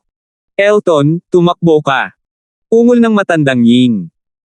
Ilang dosenang milya ang layo niya, ngunit ramdam niya pa rin ang nakakatakot na kapangyarihan ng deathlock sa kanya. Ang buhay sa loob ng kanyang katawan ay mabilis na nawala, at nawala siya ng ilang dosenang taon ng buhay ng kanyang kaluluwa. Whoosh! Mabilis na umatras sina Elton at Old Ying sa hanay ng eye bloodline technique ng Emperor of Death habang tumitibok ang kanilang mga puso. Ano ang gagawin ni Francis laban sa gayong nakakatakot na pamamaraan ng kamatayan? Si Elton ay puno ng takot. Dalubhasa siya sa pagpapalakas ng katawan, kaya mas marami siyang life force sa loob ng kanyang katawan, na nangangahulugang malinaw niyang nararamdaman kung gaano nakakatakot ang eye bloodline technique ng Emperor of Death. Isa pa, shockwave lang ang nataman niya. Gaano karaming layunin ng kamatayan ang kailangang harapin ni Francis, na nasa gitna mismo ng pagtingin ng kamatayan. Hehe. Mayroon kang God ay na pinuprotektahan ka, kaya hindi pa rin kayang higupin ng aking gaze of death ang iyong kaluluwa. Matapos maunawaan ang mga bagong batas ng kamatayan, gumawa ako ng gaze of death para sa iyo. Ang Emperor ng kamatayan ay tumawa ng mapanukso habang iniikot niya ang kanyang eye bloodline at naglabas ng mas malakas na layunin ng kamatayan. Ang bagong gaze of death ang pinakamalakas niyang atake sa ngayon. Ang katawan at kaluluwa ng sinumang nakakulong sa pamamagitan ng pag-ataking ito ay magsisimulang dahan-daang maglakad patungo sa kamatayan at sa wakas ay magiging abo. Gayunpaman, mayroong isang bagay na hindi maaapektuhan ng layunin ng kamatayan. Tanging ang mata ng Diyos ang mananatili pagkatapos mawala ang iyong katawan at kaluluwa, ang malamig na boses ng Emperor of Death ang narinig sa isipan ni Francis. Ang bagong gaze of death ay partikular na ginawa para kay Francis. Inihanda ito upang nakawin ang kanyang ikasyam na mata ng Diyos. Ang target ng Emperor ng kamatayan ay palaging ang mata ng Diyos. Napakalakas ng death intent. Sa hitsura nito, isinugol ng Emperor of Death ang lahat sa pag-ataking ito. Nagulat si Francis. Ibinuhos ng Emperor ng kamatayan ang lahat ng kanyang kapangyarihang kaluluwa at layunin ng kamatayan sa bagong paningin ng kamatayan na ito. Sa sandaling ito, ang life force ni Francis ay mabilis na bumababa, at ang sacred lightning body ay nagsimulang lumabo. Kasabay nito, ang haba ng buhay ng kanyang kaluluwa ay nababawasan din. Kahit na ang kaluluwa ni Francis ay naging lightning soul body at naglalaman ng kapangyarihan ng God Tribulation Lightning, hindi niya nagawang lumaban laban sa gaze of death. Hindi ako pwedeng tumayo lang dito at maghintay na mapatay. Bukod sa kanyang kaliwang mata, ang katawan ni Francis at ang kanyang kaluluwa ay hindi makagalaw sa lahat dahil siya ay nakagapos ng layunin ng kamatayan. Huminga ng malalim si Francis, at nagsimulang lumitaw ang isang kumikislap na gininto ang glow sa kanyang kaliwang mata. Isang malalim na ginto at lilang whirlpool ang tila kumonekta sa isang ginto at lilang mundo ng mga ilusyon na napapalibutan ng ambon sa kaliwang mata ni Francis. Tingnan ng mata ng Diyos. Isang malakas na puwersa ng pagsipsip ang lumitaw mula sa God's spiritual eye ni Francis. Ito lang ang magagawa ni Francis gamitin ang gaze of the God ay para makuha ang kaluluwa ng Emperor of Death sa dimensyon ng kanyang kaliwang mata. Kung gagawin niya ito, ang Emperor of Death's gaze of death ay natural na mawawala. Isang itim na kaluluwa ang nagsimulang dahan-daang umalis sa itim na damit na katawan. Walang silbi Francis. Ang iyong kaluluwa at ang aking kaluluwa ay may parehong lakas. Tumawa ng masama ang Emperor of Death. Ang Emperor of Death ay lumaban-laban sa puwersa ng paghila ni Francis. Magagawa kong takasan ang sumsara ng kamatayan at magtamo ng bagong buhay kung makukuha ko ang iyong mata ng Diyos.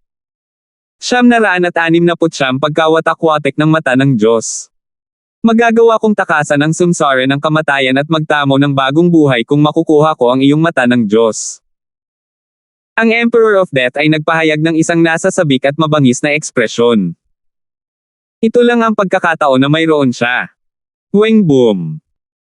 Ang bagong gaze of death ay humarap sa gaze of the God eye, at ang dalawang nakakatakot na eye intent ay nagsagupaan sa isa't isa, na naging sanhi ng kalapit na itim na ambon na mag-intertwine sa ginto at purple na liwanag. Kasabay nito, isang nakakatakot na soul aura ang kumalat sa 1,000 milyang radius, na ginagawang isang ipinagbabawal na lugar ang kalapit na lugar. Boom! Ang lahat ng mga simbolo ng God Tribulation Lightning sa loob ng kaluluwa ni Francis ay kumikislap. Ang kanyang kaluluwa ay tulad ng lumikha ng kidlat, at ang kidlat ay kumalat sa kanyang kaluluwa at hinaranggan ang pagguho mula sa layunin ng kamatayan. Kasabay nito, pinaikot ni Francis ang Sacred Lightning Body nang hindi inaasikaso ang presyo. Sa ngayon, ang tagumpay ay magpapasya sa pamamagitan ng pagtitiis. Kung nagawa niyang sipsipin ang kaluluwa ng Emperor of Death sa sukat ng kanyang kaliwang mata, siya ang mananalo. Kung ang Emperor of Death ay nagawang sipsipin muna ang lahat ng puwersa ng buhay ni Francis, kung gayon ito ang magiging tagumpay ng Emperor ng kamatayan. Gayunpaman, ang sitwasyon ay hindi maganda ang hitsura.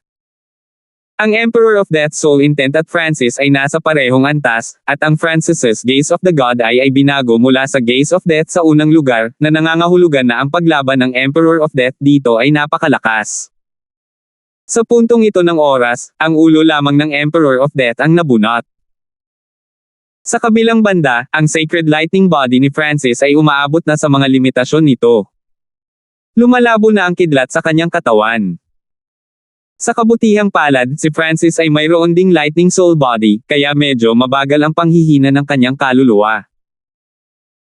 Pagkatapos ng lahat, hindi mabilang na mga simbolo ng God Tribulation Lightning ang nakatatak sa kaluluwa ni Francis at nagsimulang maapektuhan ito, na nagbibigay dito ng ilang katangian ng mga batas ng pagkasira. Ang iyong puwersa ng buhay at kaluluwa ay mas malakas kaysa sa una kong naisip, ngunit iyon ay magbibigay daan lamang sa iyo na magtagal ng kaunti sa mga hangganan ng kamatayan. Ang tinig ng Emperor ng kamatayan ay tumunog sa dimensyon ng kaluluwa. Bagamat ang bahagi ng kaluluwa ng Emperor of Death ay nabunot, ang kanyang mga mata ay nakatuon pa rin kay Francis. Isang malaking halaga ng death intent ang pumalibot kay Francis at dahan-daang nilamon siya. Kasabay nito, higit sa 1,000 milya ang layo. Francis, tutulungan kita. Boses ng Ninth Prince. Kamahalan, mangyaring mag-ingat, babala ni Old Ying. Isang gintong liwanag ang nagsimulang bumuhos mula sa pseudo Crown Prince Seal ng Ninth Prince at nagsimulang bumuo ng mga dragon sa paligid niya. Umaasa sa Draconic Providence, ang Ninth Prince ay nakapasok sa lugar kung saan naglalaban si Francis at ang Emperor of Death. Ika-9 na prinsipe. Natigilan si Francis saglit. Si Francis, na kasalukuyang ginagamit ang kanyang buong kapangyarihan para labanan ang Gaze of Death, ay mahinang nakaramdam ng Ninth Prince at ang Pseudo Crown Prince Seal. Ang Pseudo Crown Prince Seal ay mas malabo kaysa dati, marahil dahil marami na siyang ginamit para tapusin ang Sacred Lord Dark Soul. Kung hindi, ang laban na iyon ay hindi dapat natapos ng ganoon kabilis. Ika-9 na prinsipe, huwag kang lalapit. Nakuha ni Francis ang kanyang soul intent at mahinang nagsalita. Maaaring pataasin ng Draconic Providence ang battle power ng mga may Imperial bloodline. Gayunpaman, ang Ninth Prince ay hindi nagdadalubhasa sa soul daw, kaya hindi niya masyadong maaapektuhan ang sitwasyon. Sisayangin lang niya ang kanyang Draconic Providence. Hindi ka nagdadalubhasa sa kaluluwa. Ang paggamit ng Draconic Providence para madagdagan ang iyong lakas sa pakikipaglaban ay walang magagawa. Malamig na tumawa ang Emperor of Death at tuluyang hindi pinansin ang ika-9 na prinsipe. Umakto ang Ninth Prince na parang hindi narinig ang sinabi ng dalawa. Umasa siya sa proteksyon ng Draconic Providence na dahan-daang dumating sa loob ng 100 milya ng Francis. Isang puting kislap ng liwanag ang biglang bumaril mula sa Pseudo Crown Prince Seal ng Ninth Prince, at ito ay naging isang Golden Dragon Claw bago dumapo sa katawan ni Francis. Weng! Isang layer ng gintong liwanag at Draconic Providence ang nakapalibot kay Francis. Francis, ito lang ang magagawa ko para sa iyo. Matapos gawin ito, kinuha ng Ninth Prince ang Dim Pseudo Crown Prince Seal at mabilis na umatras. Shit! Ang brat na ito. Ang emperador ng kamatayan ay isinumpa. Ang layer ng Draconic Providence na ito ay may kakaibang kapangyarihan na katulad ng Destruction o Death, at agad nitong binawasan ang pressure ng Gaze of Death. Naging matigas ang mga mata ni Francis, at ganap niyang inilipat ang kanyang eye intent sa pagtatangkang bunutin ang kaluluwa ng Emperor of Death. Sa kasamaang palad, panandalian lang siya mapoprotektahan ng Draconic Providence na ito. Kung talagang magagamit ni Francis ang Draconic Providence, magagamit niya ito para mapataas ang kapangyarihan ng kanyang Gaze of the God's Eye. Kahit na ang Draconic Providence ay malalanta din. Ang Emperor of Death ay malamig na ngumisi habang mas maraming layunin ng kamatayan ang bumubuhos mula sa kanyang mga itim na mata at nadagdagan ang kapangyarihan. Weng! Ang Draconic Providence shield sa paligid ng katawan ni Francis ay nagsimulang lumabo, ngunit ang erosyon sa loob ng katawan at kaluluwa ni Francis ay napakaliit. Hindi. Ang gaze of death ay nagpapalipat-lipat ng layunin ng kamatayan hanggang sa pinakamataas habang ang aking gaze of the god eye ay gumagamit lamang ng kaunting Tao of illusion. Ang kaluluwa ng Emperor of Death ay napakalakas na maaari nitong baliwalain ang aking pamamaraan. Ginamit ni Francis ang pagkakataon habang ligtas siyang mag-isip. Hindi makapasok ang Sacred King sa Imperial Tombs, at ang kapangyarihan ng God-slaying arrow ay umabot na sa level ng Sacred King, kaya halatang hindi niya ito magagamit. Higit pa rito, kahit na ginamit niya ang God-slaying arrow, hindi nito tunay na papatayin ang Emperor of Death, kaya ano ang silbi ng pag-aaksaya nito? Gayunpaman, ano pa ang magagawa ni Francis upang harapin ang panganib na ito sa buhay at kamatayan? Ano, sumuko ka na ba? Hahaha. Naramdaman ng Emperor of Death na humina ang paningin ng Diyos ni Francis, at agad siyang natawa. Break. Ang malamig na boses ng Emperor of Death ang narinig. Who? Ang draconic providence sa paligid ng katawan ni Francis ay nilamon ng intent of death, at ang walang limitasyong kapangyarihan ng kamatayan ay muling pinalibutan si Francis tulad ng daan-daang milyong makamandag na ahas. Ang buhay ay nagsimulang maglaho, at ang kaluluwa ay nagsimulang malanta. Ang mga mata ng kamatayan ay naglalaman ng layunin ng kamatayan. Kung gayon, paano naman ang mata ng aking Diyos? May tanong si Francis nang maramdaman niya ang walang limitasyong kapangyarihan ng kamatayan sa paligid niya. Kung ganoon ang kaso, isang misteryosong gininto ang liwanag ang biglang nagsimulang kumislap sa kaliwang mata ni Francis, at ang kanyang gininto ang buhok ay umihip ng malakas. Sa dimensyon ng kanyang kaliwang mata, nagsimulang gumalaw ang misteryosong gintong bola, at nagsimulang kumalat ang isang gintong alon na tila naglalaman ng pinagmulan ng lahat ng bagay sa mundo. Diyos! Mata! Pagkawatak-watek! Isang ginto at purple na liwanag ang nagsimulang umikot sa kaliwang mata ni Francis, at agad itong dumaan sa Emperor of Death. Ano ito? Ang kaluluwa ng Emperor ng kamatayan ay bumalik sa kanyang katawan pagkatapos ng pagtitig ng mata ng Diyos, ngunit ang mahiwagang gininto ang ripple na ito ay nagparamdam sa kanya na hindi komportable. Biglang napagtanto ng Emperor of Death na unti-unting nawawala ang bahagi ng kanyang katawan. Unti-unting naglalaho ang mga atom na hindi nakikita ng mata, na para bang noong una pa lang ay wala na. Lahat ng mayroon ang Emperador ng kamatayan ay naglalaho. Ito. Anong kapangyarihan ito? Ang Emperador ng kamatayan ay sumigaw sa takot. Ang kanyang mga batas ng kamatayan ay gumawa ng lahat kabilang ang parehong mga pisikal na bagay at ang kaluluwa dahan-daang tumatanda hanggang kamatayan. Gayunpaman, kahit ang Emperor of Death ay hindi naiintindihan ang teorya sa likod ng misteryosong kapangyarihang ito na ipinapakita ni Francis. Parang isang taong nagmamasid sa kanilang mga kamay at paa na biglang nawala hanggang sa tuluyan na silang maglaho sa mundo. Sa huli, ang Emperador ng kamatayan ay wala nang matitira at tuluyang mawawala. Weng! Ang misteryosong bola sa loob ng dimensyon ng kaliwang mata ni Francis ay naglabas ng hindi mabilang na mga sinag ng gintong liwanag bawat segundo. Ang aking eye intent ay mabilis na naubos. Napatalon si Francis sa takot. Ginamit ng God Eye Disintegration ang kapangyarihan sa loob ng misteryosong gininto ang bola para ikalat ang katawan ng Emperor of Death. Sa mga tuntunin ng kapangyarihan, ito ay kapantay ng Gaze of Death. Gayunpaman, nagawang lumaban ni Francis laban sa kapangyarihan ng kamatayan, habang ang Emperor ng kamatayan ay nakamasid lamang habang unti-unting naglaho ang lahat ng pag-aari niya. Ang katawan ng Emperor ng kamatayan ay hindi nagtagal ay nagkawatak-watek, naiwan ang kaluluwa ng Emperador ng kamatayan na lumulutang sa hangin.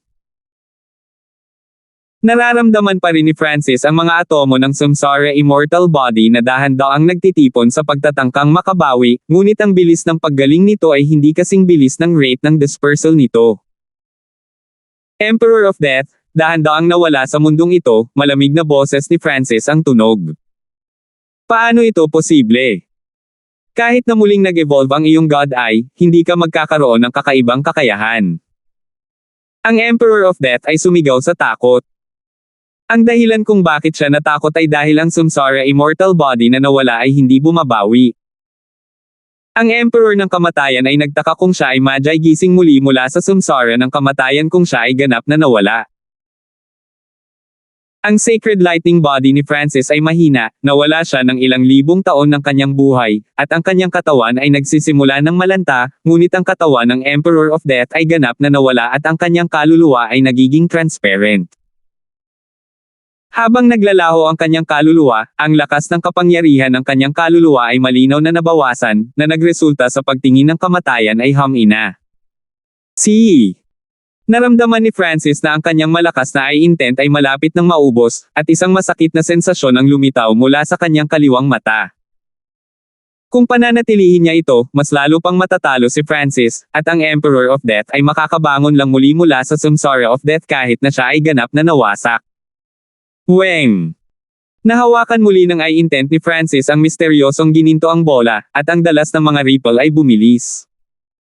Ang kaluluwa ng Emperor ng Kamatayan ay nagsimulang maglaho sa kawalan ng mas mabilis. Ito.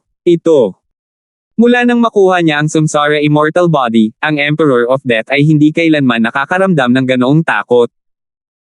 Hindi pa rin gumagaling ang samsara immortal body ko. Ang Emperador ng Kamatayan ay biglang tumigil sa pagtingin ng kamatayan. Takbo! Ang madilim na kaluluwa ng Emperor of Death ay naging madilim na guhit ng liwanag at sinubukang tumakas. Gusto mong tumakas? Malamig na ngumisi si Francis at ginamit muli ang Gaze of the Gods ay nang walang pakialam sa kanyang intent. Isang malakas na puwersa ng pagsipsip ang nagmula sa gininto ang kaliwang mata ni Francis. Handa na si Francis sa pagkakataong ito. Hindi niya hahayaang makatakas ang Yuan Soul ng Emperor of Death ng ganoon kadali tulad noong nakaraan. Kapag nakapasok na ang Emperor of Death sa dimensyon ng kaliwang mata ni Francis, ikukulong niya ito at hinding-hindi na siya hahayaang mamatay, nahaad lang sa kanya na muling mabuhay sa pamamagitan ng samsara of death. Gayunpaman, biglang lumitaw ang isang ripple sa hangin at nagbigay ng hindi mapaglabanan na puwersa. Ang isang pares ng malaimpyernong mga mata ay dahan-daang nakita sa itaas ng mahinang kaluluwa ng Emperor of Death, at isang alon ng kadiliman ang nagsimulang umikot ng dahan-dahan tulad ng samsara ng buhay at kamatayan. Ang kanyang buhay at kamatayan ay kabilang sa samsara ng kamatayan. 970 pagnanakaw ng mata. Ang kanyang buhay at kamatayan ay kabilang sa samsara ng kamatayan. Isang pares ng malaimpyerno na madilim na dilaw na mga mata ang dahan-daang natano sa itaas ng mahinang kaluluwa ng Emperor of Death, at isang alon ng kadiliman ang nagsimulang umikot ng dahan-dahan tulad ng samsara ng buhay at kamatayan. Lahat sa loob ng 1,000 milya na nakatakas lamang mula sa pagkawasak ng mata ng Diyos ni Francis at ang layunin ng kamatayan ay biglang nahulog muli sa kailaliman ng samsara. Nagdilim ang buong mundo, parang isang bilangguan.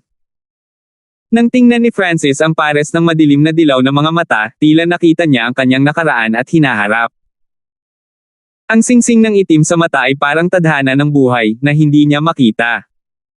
So, ito ang mata ni samsara. Natigilan si Francis.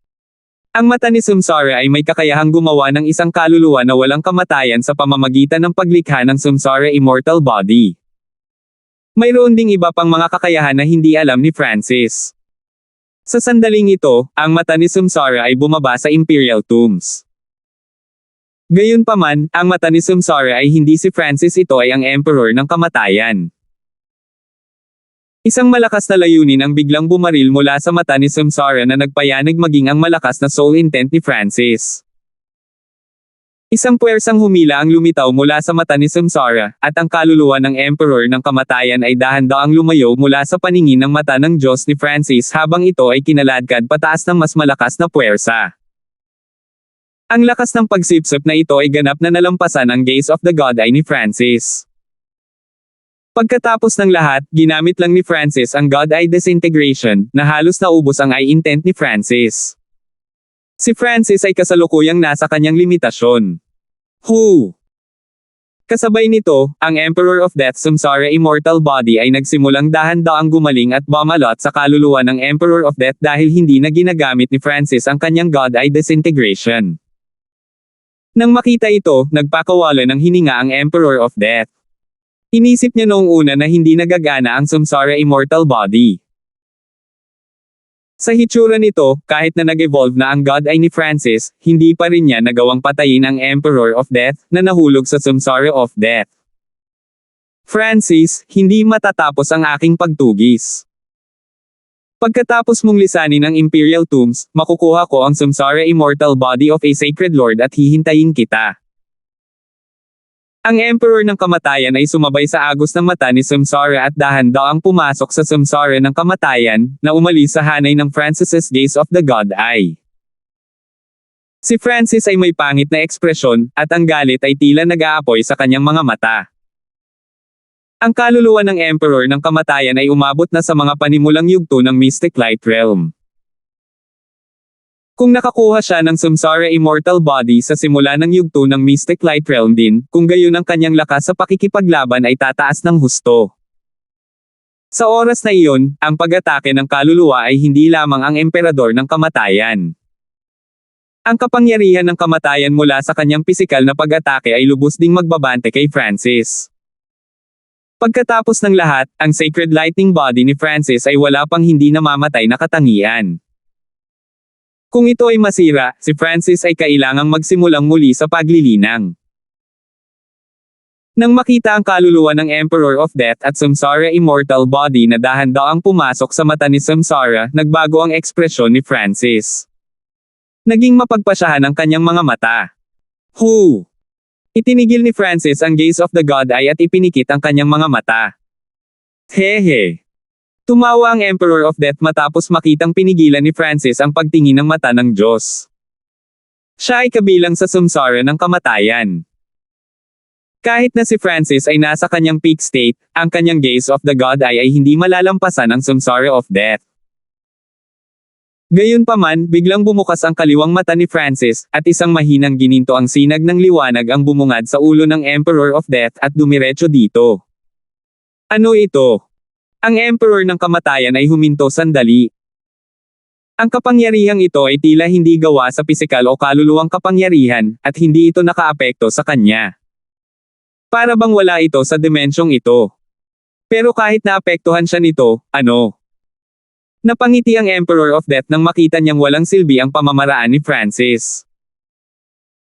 Ang kaluluwa ng Emperor of Death ay nahulog sa Samsara of Death at mayroon siyang Samsara immortal body, ibig sabihin ay hindi siya maaaring mamatay.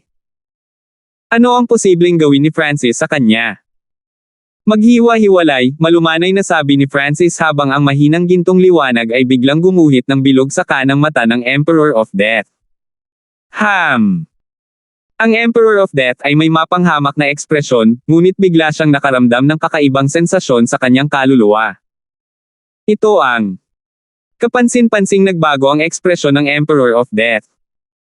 Nakita ng kanyang kaliwang mata ang isang nakakatakot na eksena, ang kanyang kanang mata ay dahan-daang lumutang palabas.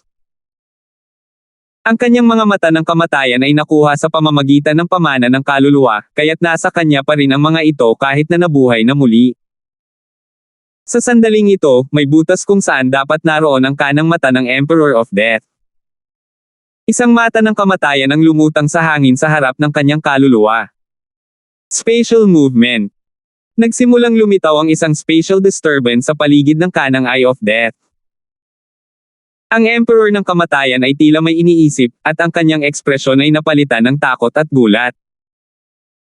Kahit na ang kanyang kanang mata ng kamatayan ay umalis sa kanyang kaluluwa, naglalaman pa rin ito ng kanyang soul intent. Destruct. Self-destruct. Ang Emperor of Death ay maaari pa rin kumonekta sa kanang Eye of Death. Hanggat nawasak niya ang kanang mata ng kamatayan, lilito itong muli mula sa samsara ng kamatayan.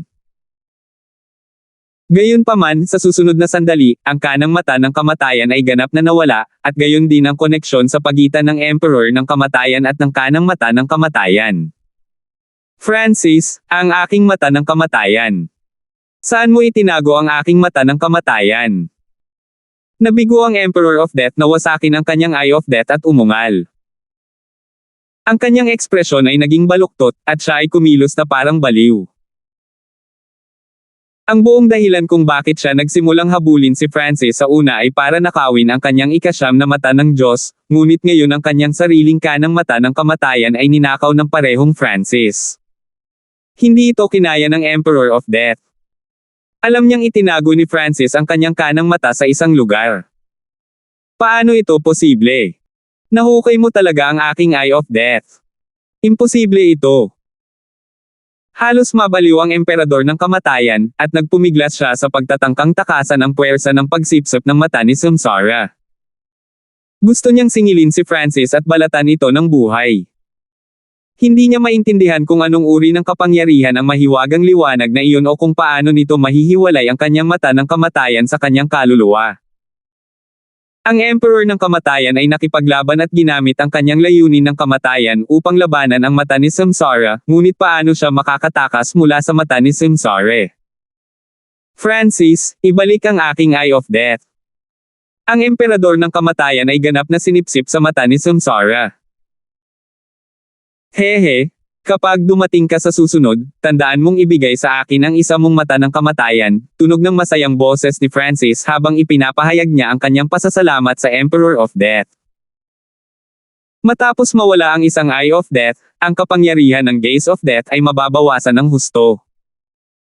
Kahit na siya ay magkaroon ng panimulang yugto ng Sacred Lord level na Samsara Immortal Body sa susunod, hindi na kailangang matakot si Francis sa kanya. Hu! Ang mata ni Samsara ay tumingin kay Francis pagkatapos higupin ang Emperor ng kamatayan, pagkatapos ay dahan-daang pumikit at kumupa sa hangin. Eye of Samsara. Bulong ni Francis habang bumababa siya mula sa langit at umupo sa lupa. Kahit na ang kanyang eye intent at ang misteryosong gininto ang bola ay naubos na, gumamit pa rin si Francis ng isa pang God Eye Disintegration sa dulo. Isang nakakatusok na sakit at antok na sensasyon ang dumaan sa kaliwang mata ni Francis. Gumamit agad siya ng ilang halamang gamot at gamot. Si Francis ay napakahina ngayon. Matapos mabura ng layunin ng kamatayan, ang kanyang kaluluwa at estado ng pag-iral ay hamina, ngunit sa kabutihang palad, ang pundasyon ni Francis ay napakatibay. Siya ay makakabawi ng medyo mabilis. Inilipat ni Francis ang Wood of Wind Lightning upang umakma sa gamot at pagalingin ang kanyang katawan at kaluluwa. Hindi nagtagal ay nagsimulang gumaling ang kanyang lantang katawan. Ang bilis ng paggaling ni Francis ay napakalakas. Basta may sapat na life force, makakabawi siya. Nagtataka ako kung ano ang magagawa ng Eye of Death na ito para sa akin. Ang kamalayan ni Francis ay pumasok sa dimensyon ng kanyang kaliwang mata. Isang mata ng kamatayan na umiral sa parang kaluluwang estado na tahimik na lumutang sa itaas ng misteryosong gininto ang bola. Ito ay naglalaman ng Emperor of Death Soul Intent, ngunit ito ay ganap na napigilan. Pagkatapos kong gumaling, gagamitin ko ang God Tribulation Lightning para alisin ang layunin ng kamatayan, ngunit itong Eye of Death. Bulong ni Francis. Si Francis ay nakakuha ng teknik na kilala bilang Forbidden Eye Stealing Technique mula sa Three-Eyed Saint. Naglalaman ito ng impormasyon at mga teorya sa likod ng pagnanakaw at paglipat ng mata, ngunit wala pang nakasubok nito. Higit pa rito, ang kaalamang ito ay batay lamang sa mga pisikal na bagay, at ito ay medyo mababa ang antas. Ang mata ng kamatayan na kasalukuyang umiral si Francis sa estado ng kaluluwa. Kung mabaygo ako, ang mata ng kamatayan ay maaaring masira, na magbabalik nito sa emperador ng kamatayan. Naging mabigat ang puso ni Francis. Kahit na si Francis ay may kumpletong diskarte sa pagnanakaw ng mata, hindi siya maglalakas loob na gamitin ito. Nagpasya si Francis na iwanan ang Eye of Death sa dimensyon ng kanyang God Eye sa ngayon. Maaalis man lang nito ang gulo na dulot ng Emperor of Death. Ang isang-isang mata na Emperor of Death ay hindi magagawang banta si Francis. Sa loob ng dagat ng kawayan, isang transparent na mata ni Samsara ang lumitaw sa harap ng isang matanda. Isang katawan na may itim na damit ang biglang bumaba mula sa mata ni Samsara. Dito nagtatapos ang iyong kalayaan, sabi ng matanda. Hindi, huwag. Inalis ni Francis ang aking Eye of Death. Kailangan kong bawiin ito at nakawin ang kanyang God Eye. Ang emperador ng kamatayan ay lumuhad sa lupa at nagmakaawa sa sakit. Hindi ka magtagumpay. Ang matanda ay may kalmadong ekspresyon habang nakatingin sa malayo na may isang pares ng madilim na mga mata. Hindi, kung binigyan mo ako ng Samsara Immortal Body ng isang panimulang yugto ng Mystic Light Realm sa simula, hindi ako mawawala. Ang emperador ng kamatayan ay umungal sa galit at puot. Biglang umikot ang itim na bilog sa mata ng matanda. Arg! Huwag! Ang mga itim na simbolo at sumpa sa paligid ng Emperor of Death ay nagsimulang kumurap, at isang hindi mapaglabanan na kapangyarihan ni Samsara ang pinakawalan. Ang kaluluwa at katawan ng Emperor ng kamatayan ay nagsimulang umikot at dahan-daang napunit. Boom! Ang katawan at kaluluwa ng Emperor ng kamatayan ay nagkapira-piraso sa sobrang sakit. Sa sumunod na sandali, tila lumitaw ang isang itim na figure sa mata ni Samsara ng matanda. Pagkatapos ay dahan-daang naglakad ang matanda patungo sa isang silid na kawayan. Disciple, halika, sabihin mo sa akin ang iyong panaginip kahapon. Okay. Isang batang babae na nakasuot ng malabong berde na may pares ng maaliwalas na mga mata sa loob ng silid na kawayan ang nagbigay ng isang mahinang ngiti. Nagbigay siya sa iba ng kalmado at mapayapang pakiramdam. Sa panaginip, ang aking ama ay isang city lord, at nang malapit nang matapos ang laban upang maging aking mapapangasawa, dumating ang isang kabataang may isang mata, ngunit hindi ko matindaan ang kanyang pangalan. 971. Ang mga miyembro ng koponan ng Ninth Prince, na lahat ay naghihintay na walang pasensya sa labas, lahat ay sinisingil pagkatapos mawala ang ipinagbabawal na kapangyarihan. Francis. Nakita ng lahat na si Francis ay nakaupo sa lupa, at ang kanilang mga pusong na-stress sa wakas ay napahinga na rin. Sa hitsura nito, nanalo si Francis.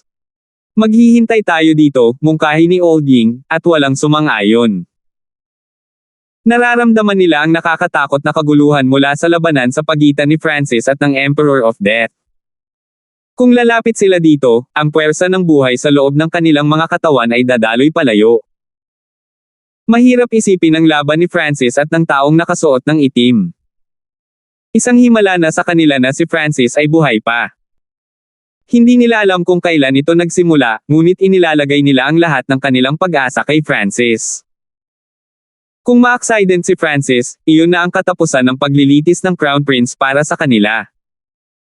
Ika-9 na prinsipe, may pag-asa pa, pag-aaliw ni Old Ying. Ang ika-9 na prinsipe ay orihinal na nagkaroon ng malaking halaga ng Draconic Providence sa loob ng kanyang pseudo Crown Prince Seal, na lampas sa kanyang inaasahan. Gayunpaman, isang bahagi ng Draconic Providence ang naubos sa paglaban sa Sacred Lord Dark Soul. Pagkatapos ay itinaya ng ika-9 na prinsipe ang kanyang buhay upang makapasok sa lugar kung saan nag-aaway si Francis at ang Emperor ng kamatayan at gumugol ng higit pang Draconic Providence upang matulungan si Francis. Mahigit sa kalahati ng Draconic Providence sa loob ng pseudo Crown Prince Seal ng Ninth Prince ay naubos na. Hanggat mayroon pa tayong Kuya Francis, may pag-asa tayo. Tumango ang ika-9 na prinsipe. Hindi niya pinagsisihan ang ginawa niya. Kung hindi siya tinulungan ni Francis, hindi niya maaabot ang yugtong ito. Si Francis din ang nakakuha ng karamihan sa Draconic Providence na iyon sa unang lugar. Lumipas ang 3 araw. Let's go! Sa wakas ay nagsalita si Francis pagkatapos umupo doon sa loob ng 3 araw. Sa totoo lang, matagal nang gumaling ang mga pinsala ni Francis, ngunit ang mahina niyang kaluluwa ay tumagal ng mahabang panahon para makabawi. Sa kabutihang palad, ang kapangyarihan ng sinaunang kidlat ay nakatulong sa pagpapagaling sa kaluluwa ni Francis. Marahil dahil mayroon siyang lightning soul body, maaari niyang mabawi ang mga pinsalang nakabatay sa kaluluwa sa pamamagitan ng pagsipsip ng kapangyarihan ng kidlat. Kasabay nito, napagtanto ni Francis na ang laban na ito laban sa Emperor ng kamatayan ay nakatulong sa kanya na maglatag ng pundasyon para sa isang hindi mamamatay na sagradong katawan ng kidlat. Dahil ang andayang Sacred Lightning Body ay hindi maaaring linangin ng napakabilis, orihinal na isinantabi ito ni Francis. Matapos ang napakaraming oras na lumipas, at sa tulong ng layunin ng kamatayan, sa wakas ay masisimulan na ni Francis na linangin ito. Natigilan ang lahat. Naka-recover na si Francis. Pagkatapos makipaglaban sa ganoong matinding labanan laban sa napakalakas na kalaban, gumamit lang si Francis ng 3 araw para makabawi.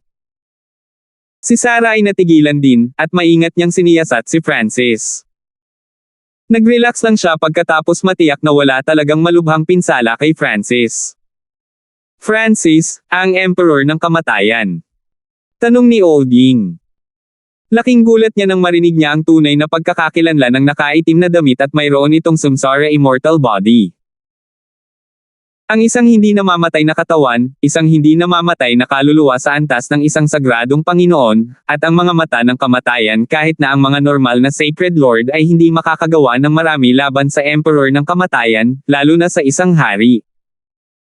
Gayunpaman, ang nananatili pagkatapos ng labanan ay si Francis. Napabuntong hininga na lamang si Olding. Hindi niya kailanman makikita ang kabataang ito. Agad ding tumingin ang iba kay Francis. Bagamat halatang nanalo si Francis, gusto nilang marinig ito ng personal mula kay Francis. Umalis siya, simpleng sagot ni Francis. Kaliwa. Ang lahat ay tumigil saglit. Ang sagot na ito ay hindi eksaktong nagbigay sa kanila ng malinaw na indikasyon kung sino ang nanalo. Francis, pagkatapos nating lisanin ang Imperial Tombs, maaari kang manatili sa Imperial Palace, wika ni Olding pagkatapos mag-isip sandali. Bagamat maaaring nanalo si Francis sa pagkakataong ito, ang immortal na emperador ng kamatayan ay maaaring muling mabuhay sa pamamagitan ng samsara ng kamatayan. Magiging ligtas lamang si Francis sa pamamagitan ng pananatili sa Imperial Palace. Tama. Hindi mahalaga kung nanalo ka o hindi. Si Brother Zhao ay palaging makakatuluyan sa aking lugar. Pumayag naman ang ika-9 na prinsipe. Tingnan natin pagdating ng panahon. Hindi tinanggap o tinanggihan ni Francis ang alok ni Olding at ng 9th Prince. Hindi niya makumpirma kung ano ang kanyang gagawin pagkatapos ng Imperial Tombs. Maaaring manatili siya sa Imperial Palace upang maiwasan ang Nine Darkness Palace at ang Emperor of Death, maaaring bumalik siya sa Ocean Smoke Pavilion, o maaari niyang hanapin ang mata ni Samsara. Naalala ni Francis ang sinabi ng sage kailangan niyang hanapin ang mata ni Samsara para kumpirmahin ang lokasyon ni Liu Qingxuan. Marahil ay dahil ang mata ni Samsara ay may ilang uri ng kakayahan sa aspetong iyon, ngunit hindi alam ni Francis. Gayunpaman, hindi makumpirma ni Francis kung ang may-ari ng mata ni Samsara ay isang kaaway o hindi pagkatapos ng insidenteng ito. Sa labas ng lungsod ng 7th Prince. Dapat ba nating kumpirmahin kung si Francis ay patay na o buhay? Tanong ni Hylan. Baliw ka. Siguradong patay na si Francis. Kahit ako ay hindi maglalakas loob na lumapit sa kapangyarihan na ipinakita ng taong nakasuot ng itim, bulalas ng isang quasi-sacred lord. Matapos bumalik ang Sacred Lord Dark Soul, pinalabas siyang muli upang lapitan ang lugar kung saan nag-aaway si Francis at ang taong nakasuot ng itim. Hindi man lang niya nagawang makita ang mga ito bago siya natakot sa nakakatakot na layunin ng kamatayan. Ngunit hindi pa rin bumabalik ang taong nakasuot ng itim. Si Hylan ay hindi magalang sa quasi-sacred lord na ito. Dahil sa sinabi ni Hylan, tumahimik ang iba. Ni ang koponan ng 9th Prince o ang taong nakasuot ng itim ay hindi bumalik. Talagang may kahinala tungkol dito. Huwag kang mag-alala. Kahit nabuhay pa si Francis kahit papaano, masasaktan siya ng husto at hindi na tayo aatake. Ang Sacred Lord Dark Soul ang higit na nakakaalam tungkol sa kapangyarihan ng taong nakaitim na damit sa kaluluwa, kaya nagsalita siya sa tonong may kumpiyansa. Si Francis ang Beast Tamer, na isang napakahalagang posisyon sa pag-atake sa lungsod. Kung ang kanyang kaluluwa ay nasugatan, hindi niya makokontrol ng maayos ang kanyang mga hayop. Narito ang ika-9 na prinsipe at Francis, biglang tumunog ang boses ni Lawrence. Naging itim ang mukha ng Sacred Lord Dark Soul, at pinagsisihan niya ang sinabi niya. Si Lawrence at isang doktor ay nag-aalaga sa mga hayop sa labas. Ang mga hayop na nasira ng layunin ng kamatayan ay malapit ng mamatay kung hindi sila aalagaan. Dahil dito, si Lawrence ang unang nakakita ng imahe sa harap, at matatakot siyang tumingin kay Francis. Anong klaseng halimaw siya? Whoosh! Ang mga miyembro ng pangkat ng 7th Prince ay lumipad sa pader ng lungsod at tumingin sa malayo. Okay lang si Francis.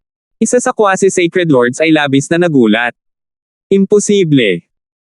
Ang taong nakasuot ng itim ay dalubhasa sa pag-atake ng kaluluwa at sa mga batas ng kamatayan.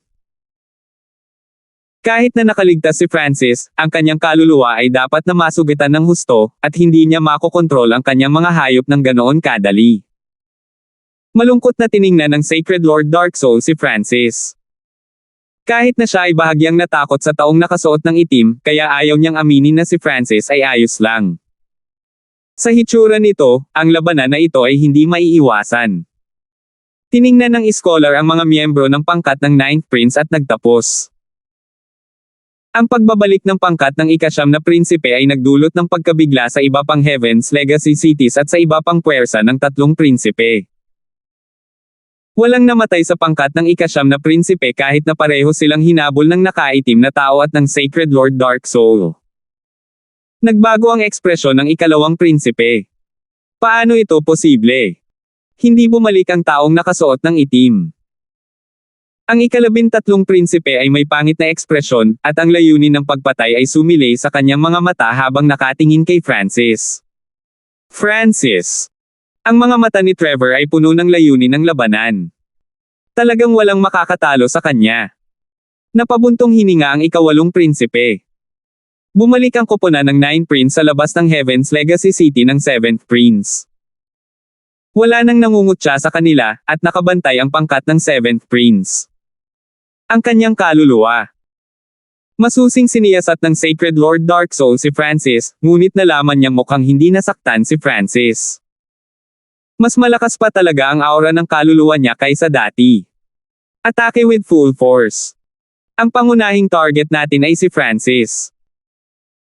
Kailangan lang natin siyang pigilan sa pagkontrol sa kanyang mga hayop, mensahe ng scholar sa iba pang mga miyembro ng koponan ng kanyang plano.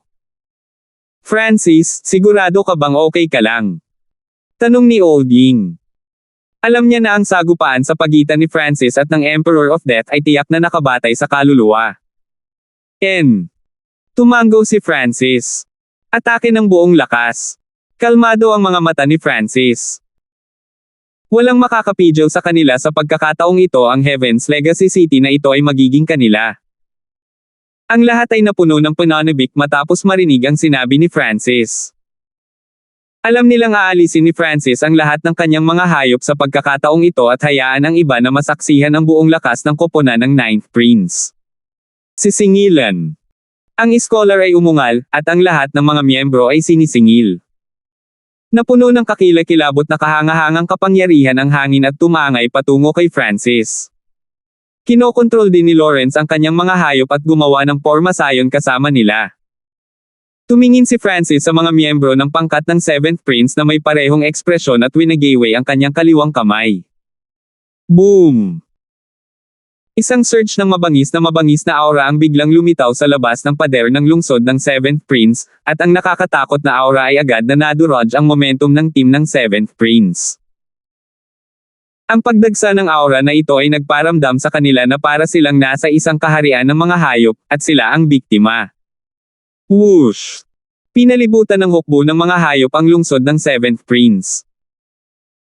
Ang mga makamandag na alakdan, wind wolves, night wolves, red-faced ice snakes, winged wolves, 7 sky-shaking golden apes, at ilang iba pang emperor-ranked rare beasts ay lumitaw. Ang mga taong kakalabas lang mula sa lungsod ng 7th Prince ay agad na huminto at halos madapa sa kanilang sarili. Si Lawrence, na nag-aayos pa rin ng porma sayon sa likod, ay nahulog sa kanyang puwitan, at ang mga hayop na kinokontrol niya ay nagsimulang sumigaw at umatras na may takot at gulat. Ito. Ang daming halimaw. Nanginginig ang boses ni Lawrence sa hindi makapaniwala.